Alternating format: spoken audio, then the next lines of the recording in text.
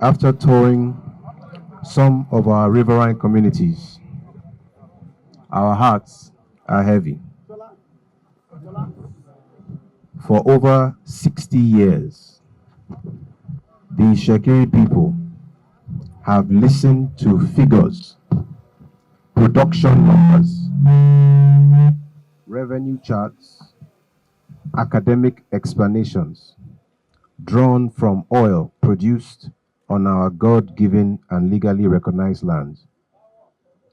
But today, we say clearly, those numbers no longer impress us because they do not reflect the actual reality of the lives of our people on ground. Yes, the records confirm what the nation already knows, that this tribe, called the Itsekiri, in the western corner of the Niger Delta, is one of the geese that lays the golden eggs for Nigeria. And yet, paradoxically, our people remain poor, frustrated, and neglected. But this did not happen by accident.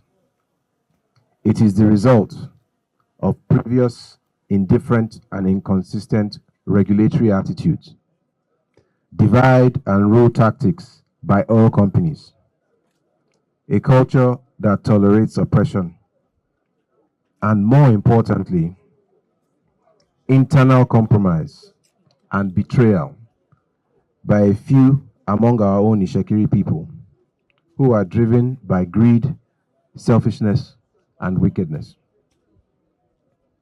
Today, for the sake of my people, I refuse to remain silent. I refuse to hide behind diplomacy. I refuse to dress this truth in ceremonial language. I'm here before you as the overlord of this land, the father of this people, the custodian of this culture, and the spiritual authority.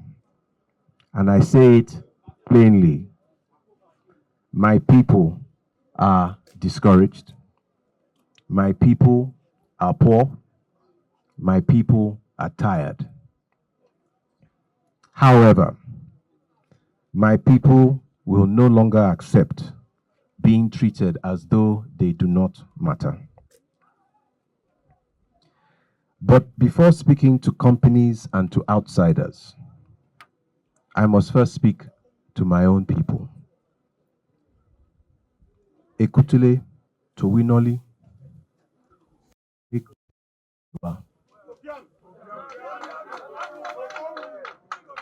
No external actor can truly undermine us unless someone on the inside opens the door to give them opportunity.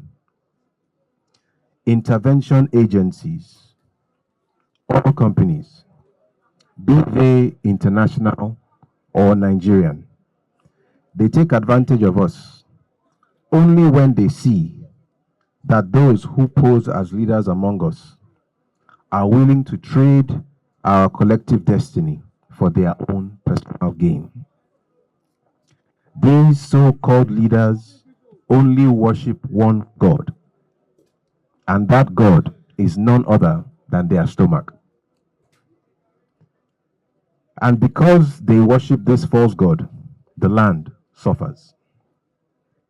Because these people wear greed as the mask of leadership, the common people are exposed and exploited. These so-called leaders are the ones who have been playing the role of middlemen and benefiting while instigating us against companies and against government. But we know that the government has taken an oath to protect and care for the people. And we appreciate the efforts, starting with our amiable governor, His Excellency, Elder Sheriff Warri. And I want to thank and appreciate His Excellency for the road work currently going on in DB. And of course, the Trans-Warri Itsekiri Road. And Your Excellency, we encourage you to continue to do more of such infrastructural development in our riverine communities. We also thank the President of this nation, Asiwaju Bola Ahmed Tinubu, for always giving us a listening ear and considerate attention. But we have had enough of these usurpers. We have had enough of these charlatans, enough of these opportunists who deal and trade in the name of our people. And they try to keep us silent and inactive by applying blackmail and fear. Today, we not only resist those chains, we break those chains. This tolerance for them has failed us, and now is the time for us to replace it with transparency, with unity, and accountability.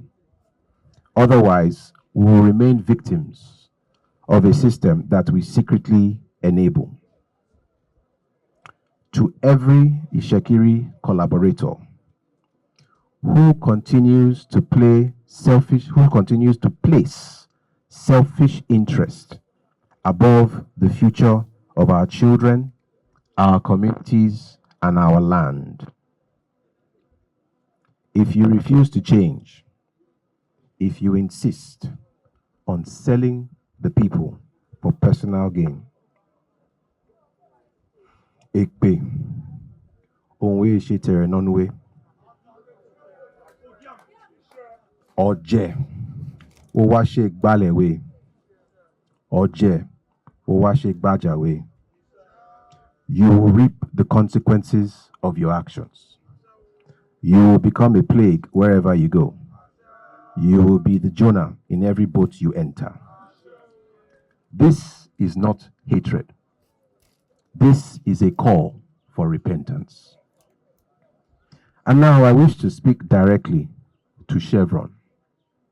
Not just Warri, but Ugborodo. Not just Warri, not even Ugborodo, not even Lekki, but Houston.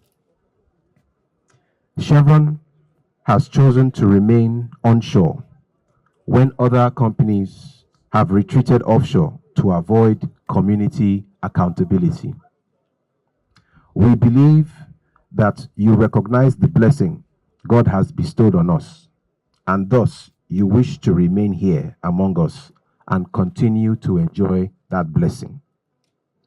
Despite the facts that could have easily pushed Chevron away, you have chosen to remain and identify with us. We welcome you. We accommodate you. We believe in true partnership. Partnership that will yield in mutual success. One that makes your operation and presence in this part of the world a model for your global operation. But please, do not continue to take our peaceful nature and mistake it for weakness. Because the records speak clearly. Before your arrival as Gulf Oil, our people in these communities lived better lives than they do today. Let us be honest. Peaceful people can become desperate people, especially after 6 decades of evidence showing them that not only are they not the priority, showing them that they do not matter. And as is the case in the Niger Delta, all companies have shown that they respond faster to threats than to dialogue, which is truly most unfortunate. The Itsekiri people reverence their king, and he has consistently preached peace, and I still preach peace. But peace without justice is not sustainable, and it is becoming increasingly difficult, even irresponsible, for me to ask our people to continue to accept this unjust pattern. Our national anthem, praise, help us to build a nation where no man is oppressed. Nation building begins at the grassroots. When the foundation is neglected or suppressed, what can the righteous do? The land is alive. The land knows when there is injustice. The land knows when there is oppression. We are spiritual people. Itsekiri ene. We are the blessed people. And we remain surrounded by prayers and surrounded by blessings. We are a blessing to this nation, Nigeria. The blessing that we are must be protected. The blessing that we are must be nurtured. The blessing that we are must be respected. This message extends beyond Itsekiri land to the entire Niger Delta and even beyond. As Nigeria seeks to restart oil production in Ogoni land, after 3 decades, a new moral foundation must also be laid here in Itsekiri land. We are tired of poverty in the midst of abundant wealth. We are tired of being thirsty yet surrounded by water. And we are tired of having soap in our eyes while standing in the midst of many rivers. We seek alignment for the common good, where the quality of our current and future lives and environment is just as important as the economic interest of all. Our position is simple and it is just. The most important resource is our people. And we must show value for human life. How we treat our people determines how the land responds to us in yielding what it is we seek to extract from the land. When respect for people aligns with respect for the land, fruitfulness and productivity will exceed projections for companies, for communities, and for the country. Today, even though we are here in Japa, we have seen things for ourselves in the areas in Dibi and Olero Flow Station. And we are certain that the situation is similar in fields in Makaraba, Otunana, and Abite. I bring further spotlight to the status quo in all oil-producing Itsekiri communities, from those in the Warri River axis, the Benin River axis, the Ugbo axis, and the coastal communities and the others. I want to thank and appreciate the government of Nigeria for finally giving us this first version of the PIA, which we believe is a living, breathing document. And I want to appeal to the key stakeholders of the PIA, the settlers, the regulator, and we, the people, to prioritize the development of our people over our pockets. Our priorities are clear and they are in this order: electricity and connectivity, potable water, healthcare, education, accessibility, employment, and environmental protection. But I want to emphasize the points on employment. And I insist that this should be gainful employment. We are not asking this from a sense of entitlement.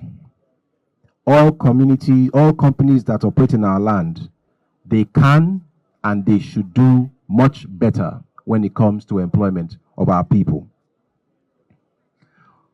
We are not here for window dressing. We are not here to be considered a part of the landscape. We are not here to be treated as necessary evil. All Nigerians can and should benefit from employment by oil companies. But we, the locals, should not be traded or treated for other considerations. We deserve to be employed by those operating in our land. Employ our people. And after all these are put in place, security presence will be necessary, because we will have to protect and secure all that has been invested.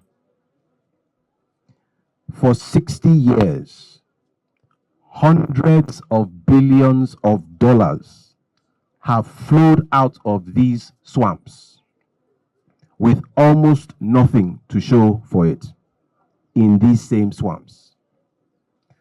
That chapter is now behind us and it is closed.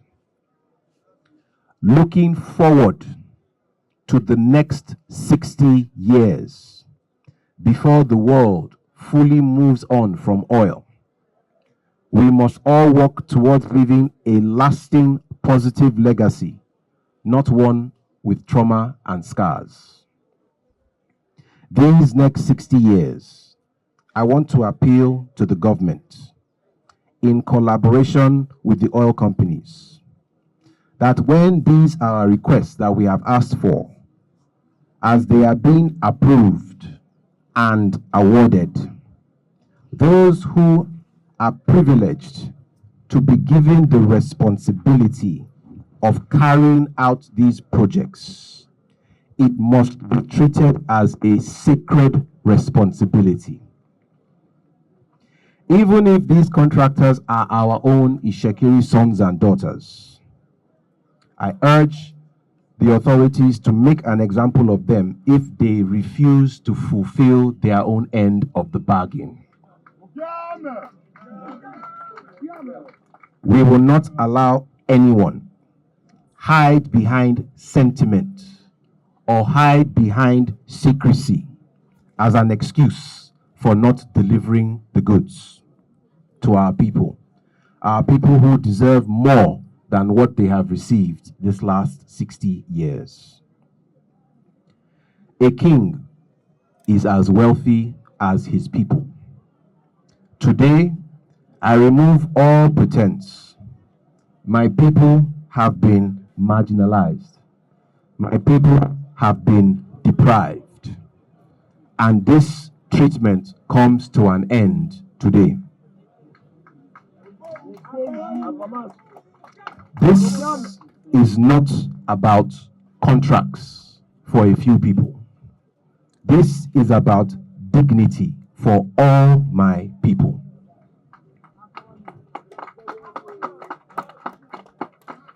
I wish to use Ogidigbe as an example. Shell promised Ogidigbe electricity in 1990. The palace trusted Shell to deal fairly and quickly with that community. However, many influences and interests stalled and frustrated the process. It was not until the palace stepped in directly 3 years ago, after 3 decades of being patient, that Shell, having changed to Renaissance, moved with such impressive speed to bring that project to a concluding phase. The palace will no longer watch from a distance. Gulf Oil has morphed into Chevron, and I will not allow Chevron, Renaissance, Seplat, Heritage, Corn Oil, Nekonde Nest Oil, ND Western, Elcrest, Platform, Sahara Energy, and other oil companies to repeat the failures of the past.